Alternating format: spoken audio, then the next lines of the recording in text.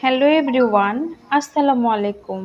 Recipes by momos মম চ্যানেলে সবাইকে স্বাগত জানাচ্ছি আরও একটি নতুন রেসিপি দেখার জন্য। আজকে আমি আপনাদের সঙ্গে শেয়ার করব চিকেন রেজালার রেসিপিটি। আজকের এই চিকেন রেজালার রেসিপিটি আমি খুব সহজ করেই আপনাদের সঙ্গে তুলে ধরব, যা আপনারা খুব সহজেই বাসায় বানিয়ে নিতে পারবেন। আপনারা চাইলে এই চিকেন রেজালাটি সাদা পোলাও, নান রুটি, পরোটা বা গরম ভাতের সঙ্গেও সার্ভ করতে পারেন। স্বাদ কিন্তু একই রকমই থাকবে। না বাড়িয়ে চলে যাচ্ছি মূল রেসিপিতে। চিকেন রেজালা বানানোর জন্য এখানে আমি 1 কেজি পরিমাণে চিকেন নিয়েছি। আজকে আমি চিকেন রেজালা বানানোর জন্য এখানে ফার্মের মুরগি ব্যবহার করেছি। আপনারা চাইলে হাড় চিকেন বা বিফ দিয়েও এই চিকেন রেজালাটি বানাতে পারেন। চলুন তাহলে দেখা যাক কিভাবে চিকেন রেজালা বানানো যায়। প্রথমেই আমি একটি প্যান গরমে বসিয়েছি। প্যানটি ভালোভাবে গরম হয়ে আসলে এবার আমি এখানে দিয়ে দেব হাফ কাপ পরিমাণে রান্নার রেগুলার সয়াবিন তেল। তেলগুলো ভালোভাবে গরম হয়ে আসলে এবার আমি এখানে দিয়ে দেব আস্ত কিছু গরম মশলা। দিয়ে দিচ্ছি বড় সাইজের 2টি তেজপাতা, দিয়ে দিচ্ছি বড় সাইজের 2টি দারুচিনি এবং 3 থেকে 4টি সাদা এলাচ এবং লবঙ্গ। এবার আমি এই মশলাটাকে হালকা 20 সেকেন্ড নেড়েচেড়ে ভেজে নেব। হালকা 20 সেকেন্ড ভেজে নেওয়ার পরে এবার আমি এখানে দিয়ে দেব 1 কাপ পরিমাণে পেঁয়াজ কুচি। পেঁয়াজ কুচিগুলোকে আমি নেড়েচেড়ে নরম হয়ে আসা পর্যন্ত ভেজে নেব। কুচিগুলোকে কিন্তু কোনোভাবেই বাদামি কালার করে ভেজে নেওয়া যাবে না। যদি আমরা বাদামি কালার করে ভেজে নেই তাহলে রেজালার যে একটা সুন্দর কালার থাকে সেটা কিন্তু চলে যায়। এজন্য পেঁয়াজগুলোকে হালকা একটু নরম হয়ে আসা পর্যন্ত ভেজে নিতে হবে। পেঁয়াজগুলোকে আমি নরম হয়ে আসা পর্যন্ত ভেজে নিয়েছি। এবার আমি এখানে দিয়ে দেব 1.5 টেবিল চামচ পরিমাণে রসুন বাটা, 1 টেবিল চামচ পরিমাণে আদা বাটা। আদা এবং রসুন বাটাকে আমি হালকা ভেজে নেব কাঁচা স্মেল চলে যাওয়া পর্যন্ত। আদা এবং রসুনটাকে হালকা ভেজে নেওয়ার পরে এখানে আমি দিয়ে দেব 2 চামচ পরিমাণে লাল মরিচের গুঁড়ো, দিয়ে দেব 1 চামচ পরিমাণে ভাজা জিরের গুঁড়ো, দিয়ে দেব হাফ চামচ পরিমাণে ধনের গুঁড়ো, দিয়ে দেব স্বাদমতো লবণ। এবার আমি মশলাগুলোকে হালকা নেড়েচেড়ে ভালোভাবে কষিয়ে নেব। মশলাগুলোকে একটু সময় নিয়ে ভালোভাবে কষিয়ে নিতে হবে। অবশ্যই কিন্তু চুলার আঁচটা মিডিয়ামে রেখেই মশলাগুলোকে কষিয়ে নেব। মশলাগুলোকে কষানোর সময় পানির প্রয়োজন হয়, ক্ষেত্রে অবশ্যই কিন্তু মশলাগুলোকে পানি দিয়ে কষিয়ে নিতে হবে। এবার আমি এখানে 2 টেবিল চামচ পরিমাণে পানি দিয়ে আবারও মশলাটাকে আমি ভালোভাবে কষিয়ে নেব, যাতে পুড়িয়ে যাওয়ার সম্ভাবনা না থাকে। মশলাগুলোকে এমনভাবে কষাতে হবে যেন মশলার উপরে তেলগুলো ভালোভাবে উঠে আসে। আপনারা চাইলে এখানে হলুদ গুঁড়োও ব্যবহার করতে পারেন। আমি সাধারণত চিকেন রেজালা রান্নায় হলুদ গুঁড়ো ব্যবহার করি না, আপনারা চাইলে ব্যবহার করতে পারেন। মশলাগুলো আমার ভালোভাবে কষিয়ে নেওয়া হয়ে গেছে। এবার আমি এখানে দিয়ে দেব আগে থেকে পরিষ্কার করে ধুয়ে রাখা চিকেনগুলো। এবার আমি চিকেনের সঙ্গে মশলাগুলোকে ভালোভাবে নেড়েচেড়ে মিশিয়ে নেব। মশলার সঙ্গে চিকেনটাকে ভালোভাবে মিশিয়ে নিয়ে চিকেনটাকে আবারও আমি ভালোভাবে নেড়ে কষিয়ে নেব। অবশ্যই চিকেনটাকে ভালোভাবে কষিয়ে হবে, না হলে চিকেনের যে একটা এক্সট্রা স্মেল থাকে সেটা কিন্তু চলে যাবে না।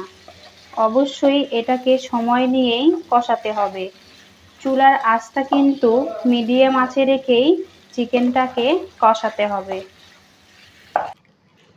চিকেনগুলোকে কষাতে কষাতে যখন দেখব পাতিলের সঙ্গে মশলাগুলো লেগে যাচ্ছে, এই পর্যায়ে আমি আবারও হাফ কাপ পরিমাণে পানি দিয়ে দেব। পানি অ্যাড করে চিকেনটাকে আবারও আমি কষিয়ে নেব 5 থেকে 7 মিনিট। চিকেনটাকে আমি খুব ভালোভাবে কষিয়ে নিয়েছি। আর চিকেনটাকে যত ভালোভাবে কষানো যায় তত কিন্তু রান্নার টেস্ট আসে। অবশ্যই আপনারা চেষ্টা করবেন সময় নিয়ে চিকেনটাকে কষানোর জন্য। এবার আমি এই চিকেনটা সিদ্ধ হওয়ার জন্য দিয়ে দেব 2 কাপ পরিমাণে পানি।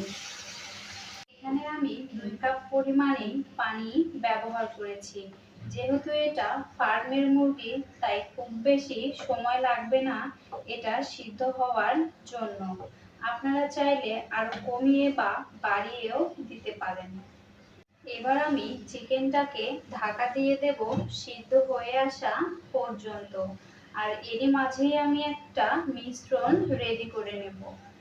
এবার এখানে আমি একটা ছোট বাটি নিয়ে নিয়েছি। এবার আমি এখানে দিয়ে দেব 3 টেবিল চামচ পরিমাণে পানি ঝরানো টক দই। আর দিয়ে দিচ্ছি 3 টেবিল চামচ পরিমাণে পেঁয়াজ বেরেস্তা। আর দিয়ে দেব 1 টেবিল চামচ পরিমাণে কাজু বাদাম। আপনারা চাইলে এখানে যে কোনো বাদামই ব্যবহার করতে পারেন। আমি এই পেঁয়াজ, টক দই এবং বাদামটাকে ব্লেন্ডারে মিক্সড করে নেব। পেঁয়াজ বেরেস্তা, কাজু বাদাম এবং টক দইটাকে আমি মিক্সড করে নিয়েছি। এটা পরবর্তীতে রান্নায় আমি ব্যবহার করব।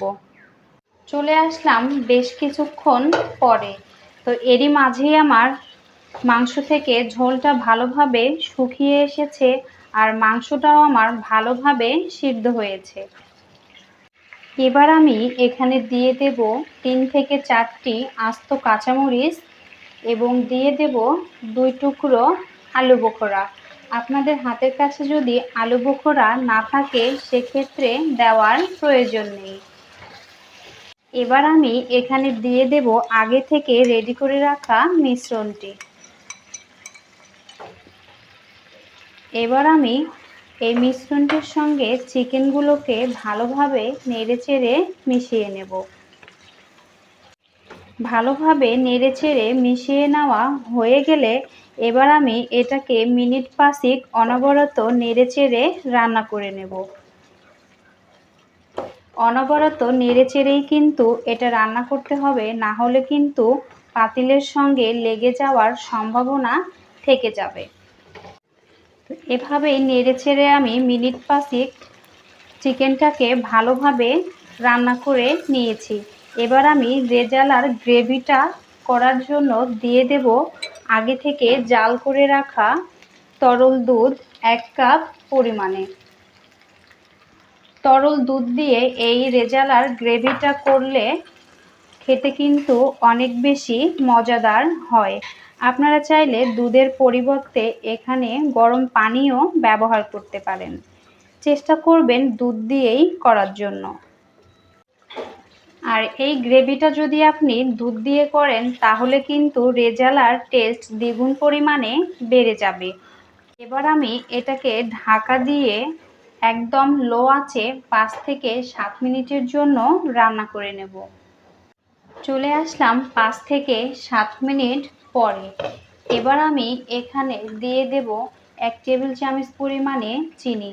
এটা অপশনাল, ভালো লাগলে দেবেন, আর যদি ভালো না লাগে তাহলে দেওয়ার প্রয়োজন নেই। আর দিয়ে দেব এখানে 3 থেকে 4 ফোঁটা কেওড়া জল। এটাও যদি আপনাদের কাছে না থাকে সেক্ষেত্রে দেওয়ার প্রয়োজন নেই। এবার আবারও আমি এটাকে হালকা নেড়েচেড়ে মিশিয়ে নেব। তো হালকা নেড়েচেড়ে মিশিয়ে নেওয়া হয়ে গেছে। এবার আমি এটাকে আবারও 5 মিনিটের জন্য ঢাকা দিয়ে রেখে দেব তেলটা উপরে আসা পর্যন্ত। চলে আসলাম 5 মিনিট পর। এরই মাঝেই আমার মাংসের উপরে তেলগুলো ভালোভাবে উঠে এসেছে। আর আমি যেরকম এই চিকেন রেজালার গ্রেভিটা খেতে পছন্দ করি ঠিক সেরকমই রেখেছি। আপনারা চাইলে আরও পাতলা করে বা আরও ঘন করে এই গ্রেভিটা নিতে পারেন। তো এই পর্যায়ে আমি এখানে দিয়ে দেব সামান্য কিছুটা কাজু বাদাম। যদি হাতের কাছে কিশমিশ থাকে সেটাও দিতে পারেন। সার্ভ করার আগে দিয়ে দেব 2 টেবিল চামচ পরিমাণে পেঁয়াজ বেরেস্তা।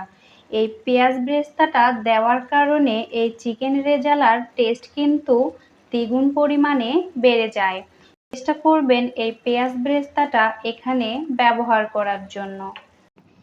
তৈরি হয়ে গেল আজকের এই মজাদার চিকেন রেজালা। তো আজকের এই চিকেন রেজালার রেসিপিটি আপনাদের কাছে কেমন লেগেছে তা অবশ্যই আমাকে কমেন্টস করে জানাবেন। ভালো লাগলে অবশ্যই আমার চ্যানেলটিতে একটা লাইক এবং শেয়ার করবেন। আর সাবস্ক্রাইব করতে ভুলবেন না, কারণ আপনাদের একটা লাইক এবং কমেন্টস আমাকে অনেক উৎসাহ দেয়। আজকের মতো বিদায় নিচ্ছি। সবাই ভালো থাকবেন, সুস্থ থাকবেন। আল্লাহ হাফেজ।